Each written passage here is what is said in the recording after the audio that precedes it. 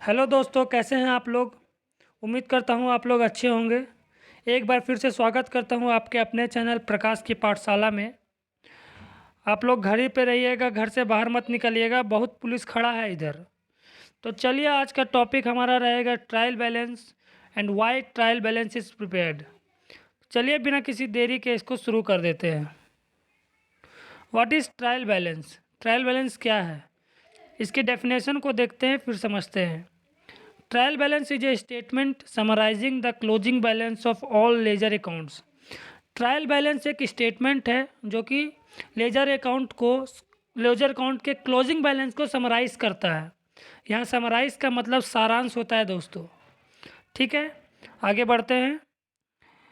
Prepared with the view to verify arithmetic accuracy of ledger posting. इसे arithmetic accuracy को verify करने के मकसद से ही बनाया जाता है। In trial balance, all the ledger balance are posted either on the debit side or credit side of statement. Trial balance में सभी लेजर बैलेंस या तो डेबिट साइड में पोस्ट किए जाते हैं या तो क्रेडिट साइड में पोस्ट किए जाते हैं। The total of debit balance in trial balance should match with the total of credit balance. Debit balance का जितना भी टोटल होगा वो क्रेडिट बैलेंस के टोटल से मैच करना चाहिए, तभी ट्रायल बैलेंस को एक्यूरेट माना जाता है। Only it is said to be arithmetic accurate. Trial balance is a primary source of preparing various financial statement such as trading and profit loss account and balance sheet. Trial balance primary source है किसी भी financial statements को बनाने के लिए। Financial statements में यहाँ पे आ जाते हैं trading account, profit and loss account, balance sheet and etcetera. बहुत सारे और भी फाइनेंशियल स्टेटमेंट अकाउंट होते हैं। उम्मीद करता हूँ आप लोगों को सारा कुछ समझ में आ रहा होगा। चलिए, इसी के साथ आगे बढ़ते हैं। Why trial balance is prepared. आखिर ट्रायल बैलेंस को क्यों बनाते हैं? बहुत सारे रीजन्स है, कुछ रीजन्स मैंने यहाँ बताया है, चलिए उसे देख लेते हैं। To ascertain the arithmetic accuracy of ledger account. Account के अर्थमेटिक एक्यूरेसी को पता लगाने के लिए हम लोग ट्रायल बैलेंस को बनाते हैं। As a summary of all ledger account closing balance, trial balance helps in determining the accuracy of journal and ledger posting. Trial balance helps करता है जर्नल और लेजर पोस्टिंग के एक्यूरेसी को बताने में। ठीक है, the trial balance is assume to be accurate only when the total debit is equal to the credit. Trial balance में जब तक क्रेडिट बैलेंस और डेबिट बैलेंस इक्वल नहीं हो जाता तब तक इसे हम लोग एक्यूरेट नहीं मान सकते हैं। तो ये तभी एक्यूरेट होगा जब डेबिट और क्रेडिट दोनों बैलेंस हो। दूसरा पॉइंट है helps to prepare financial statement. जैसा कि डेफिनेशन में भी हम लोगों ने देखा था कि ये फाइनेंशियल स्टेटमेंट को बनाने में मदद करता है। ये एक प्राइमरी सोर्स है जिससे हम लोग फाइनेंशियल स्टेटमेंट को बनाते हैं। चलिए इसको देखते हैं। Trial balance is A bridge between accounting records and financial statement. इसको ब्रिज भी बोला गया। ये accounting records and financial statement के बीच का ब्रिज है, पुल है जो दोनों को जोड़ता है। Trial balance is the stepping stone for preparing all the financial statement such as trading and profit loss account and balance sheet.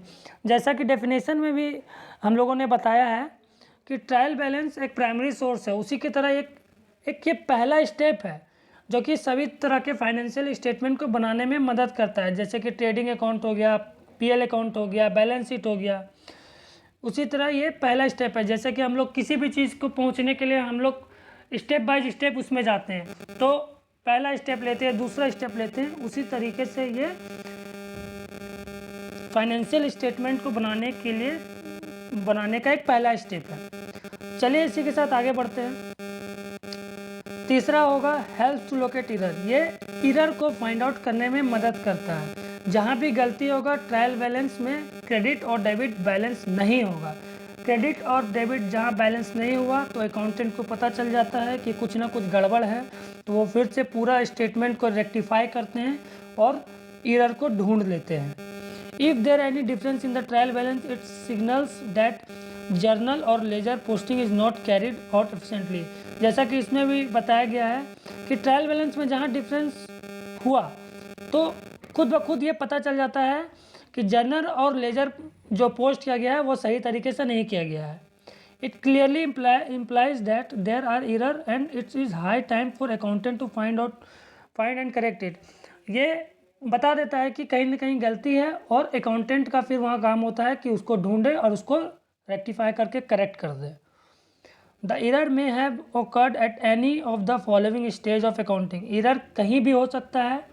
कुछ पॉइंट्स मैंने बताए हैं, इसको देख लीजिए कहाँ कहाँ एरर हो सकता है। सबसे पहला है posting journal entries to the ledger account. Ledger account में जर्नल एंट्रीज पोस्ट करने समय हम लोग एरर कर सकते हैं, गलती हो जाती है, कभी कभी इंसान से गलतियां होती हैं, तो यहाँ पे गलती हो जाती है। टोटलिंग ऑफ सब्सिडरी बुक्स, जब सब्सिडरी बुक्स में अकाउंटेंट टोटल करते हैं उसमें भी कई बार देखा गया कि एरर आ जाता है, जो कि बाद में पता चलता है। कैलकुलेशन एरर, कई बार जोड़ने में गलती हो जाती है। Posting of balance from ledger account to trial balance, ledger account से ट्रायल बैलेंस में जब हम लोग बैलेंस को पोस्ट करते हैं उसमें भी कई बार गलतियां हो जाती है। Error in totalling trial balance, trial balance को जब हम लोग एंड में टोटल करते हैं उसमें भी कई बार गलतियां निकल के सामने आती है, उसके बाद अकाउंटेंट को फिर से रेक्टिफाई करना पड़ता है। तो ये सब पॉइंट्स थे जो कि मैंने बताया है। उम्मीद करता हूँ आपको समझ में आ गया होगा। इसी के साथ इस वीडियो को ख़त्म करता हूँ और फिर से एक बार आपको कुछ भी अगर इसमें समझ में नहीं आया होगा तो एक बार मुझसे पूछ सकते हैं, ठीक है। और चलिए चैनल को इसी के साथ लाइक कर दीजिएगा, सब्सक्राइब कर दीजिएगा और शेयर कर दीजिएगा। आगे आने वाली वीडियोस आते रहेंगी, इसके लिए बेल आइकन को प्रेस भी कर दीजिएगा। आज के लिए इतना ही।